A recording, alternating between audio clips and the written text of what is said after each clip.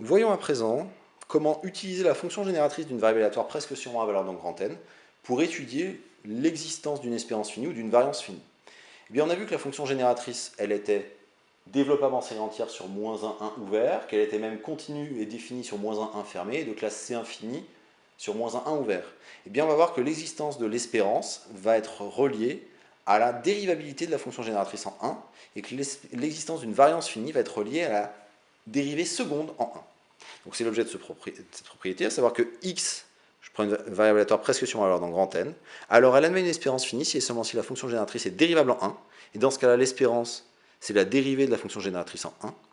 Et deuxièmement, elle admet une variance finie si et seulement si elle est deux fois dérivable en 1, et auquel cas on peut calculer la variance au moyen de la dérivée seconde en 1 et de la dérivée première en 1. Alors ce résultat, on va le démontrer, je rappelle qu'il pourrait servir à calculer les espérances, les variances de toutes les lois usuelles qu'on avait déjà calculées précédemment, mais comme on connaît les fonctions génératrices de toutes les lois usuelles, en étudiant la dérivabilité en 1, on aurait pu retrouver tout ce qu'on avait déjà. Alors pour démontrer ça, on va procéder en deux étapes, et la première étape va consister à démontrer un lemme que j'énonce ainsi. Je prends Gn, une suite de fonctions définies sur 0, 1, fermée en 0, ouvert en 1, à valeur dans R+, telle que pour tout n, Gn soit croissante sur 0, 1, donc Gn, une fonction définie sur 0, 1, à valeur positive et qui est croissante. Je suppose enfin que la série des Gn converge simplement sur 0, 1. Je peux poser grand G, la fonction kt donne la somme des Gn de t, puisque G convergence simple, ça a un sens, défini sur 0, 1. Eh bien, je prétends que la limite en 1 de G de t vaut la somme de n égale 0 à plus infini des limites quand t tend vers 1 de Gn de t dans R plus union plus infini. Ces deux limites existent, mais elles sont potentiellement égales à plus l'infini. Et ce que j'ai fait, donc j'ai dit que la limite de la somme de la série, j'ai pu rentrer la limite dans la somme de la série. Et là, je n'avais pas d'hypothèse du type théorème de double limite. Les seules hypothèses, c'est la croissance et la positivité des fonctions Gn. Alors, démontrons ce lemme. Comme la fonction Gn est croissante sur 0, 1, par théorème de limite monotone, toute fonction croissante sur un intervalle possède une limite, en l'occurrence ici une limite à gauche en 1, qui est éventuellement égale à plus l'infini.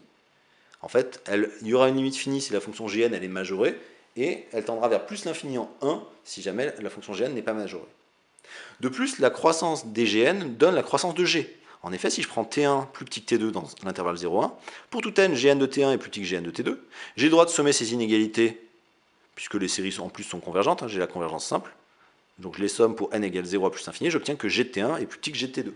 Donc G est aussi croissante sur 0,1, donc je peux aussi appliquer le théorème de limite monotone qui me dit que G possède une limite éventuellement égale à plus l'infini petit l en 1. Et là encore, cette limite petit l, elle vaut soit plus l'infini si la fonction grand G n'est pas majorée, soit elle vaut une limite finie si jamais G est majoré sur 0,1. Donc c'est ce que je dis en disant que cette limite, c'est en fait le sup des G de t, ça encore, ça vient du théorème de limite monotone.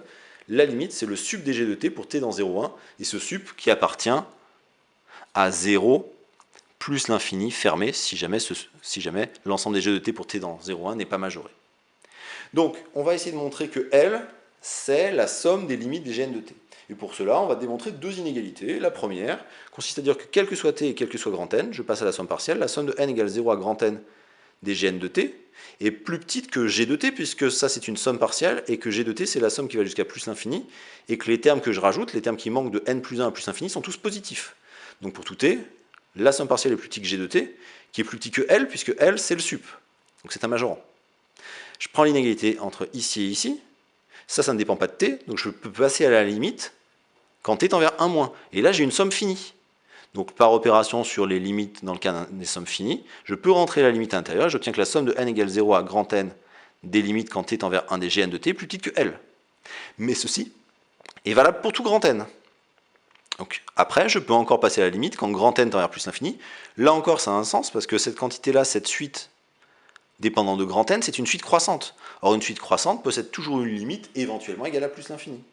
Donc, je passe à la limite quand grand N tend vers l'infini et j'obtiens que la somme des limites de Gn de t quand t tend vers 1 moins est inférieure ou égale à L. Pour l'autre inégalité, comme la fonction Gn est croissante, j'obtiens que pour tout n et pour tout t, Gn de t est plus petite que la limite à gauche. Alors j'ai pris exprès la limite de Gn de x quand x tend vers 1 moins pour bien voir que ça ne dépend pas de t. Après, à la fin, je la renoterai la limite de Gn de t quand t tend vers 1 moins, mais là c'est la limite de Gn de x quand x tend vers 1 moins.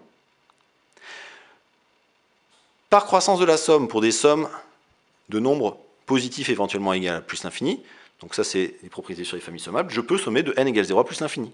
Et j'obtiens que pour tout t dans 0,1, g de t est plus petit que la somme des limites en 1 des gn de x. Cette quantité-là ne dépend pas de t.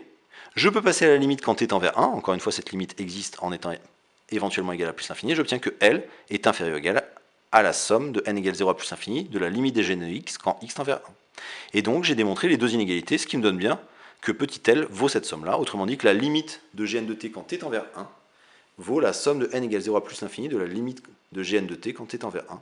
Cette égalité étant vraie dans 0 plus l'infini fermé, c'est-à-dire que potentiellement les deux valent plus l'infini.